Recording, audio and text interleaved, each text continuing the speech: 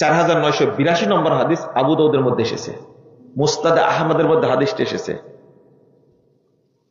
আপনার আবু তামিমা আল হুজাইনি রাদিয়াল্লাহু আনহু, তিনি একদিন রাসূল সাল্লাল্লাহু আলাইহি ওয়াসাল্লামের গাধার পিছনে উঠেছেন। আল্লাহ রাসূল সামনে, পিছনে তিনি।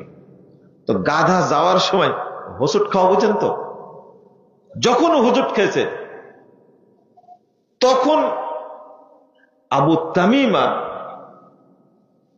আল হুজাইনি রাদিয়াল্লাহু আনহু তিনি বলে, তাইসা শয়তান, শয়তান ধ্বংস হোক, শয়তান ধ্বংস হোক।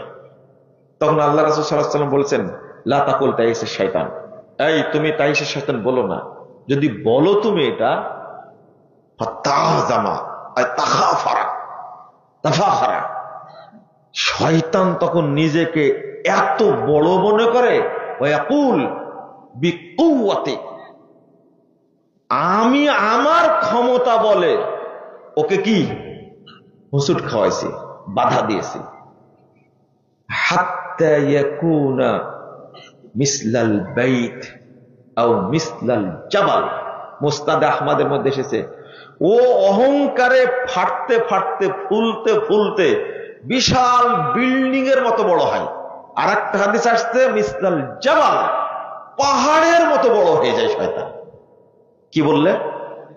যদি বলে শয়তানকে যদি গালি দেন আপনি, শয়তান অহংকারে বলে আমার শক্তিতে তোকে ঠকেছে।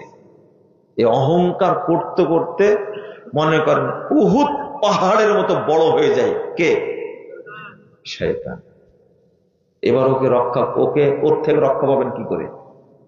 মুহাম্মদ রাসূলুল্লাহ সাল্লাল্লাহু আলাইহি ওয়াসাল্লাম বলেছেন, কুল বিসমিল্লাহ।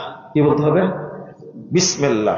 বিসমিল্লাহ বলা মাত্রই হাত্তা ইয়াকুনা মিসলাদ যুবাব, বিসমিল্লাহ বলা মাত্রই একবারে মশার মতো ছোট হয়ে যাবে শয়তান। মানে কি হয়ে যায়? শক্তি, মশার কোন শক্তি আছে? পাহাড়ের শক্তি নাই। তাহলে শয়তানকে শাস্তা করার জন্য সাথে সাথে বলতে হবে কি? বিসমিল্লাহ। মনে থাকবে? হাত থেকে কিছু পড়ে গেলে কি বলবেন? বিসমিল্লাহ বিসমিল্লাহ বিসমিল্লাহ। মনে থাকবে কি? মনে থাকবে না। কিছু ফেলে দিচ্ছেন, বলবেন কি? বিসমিল্লাহ।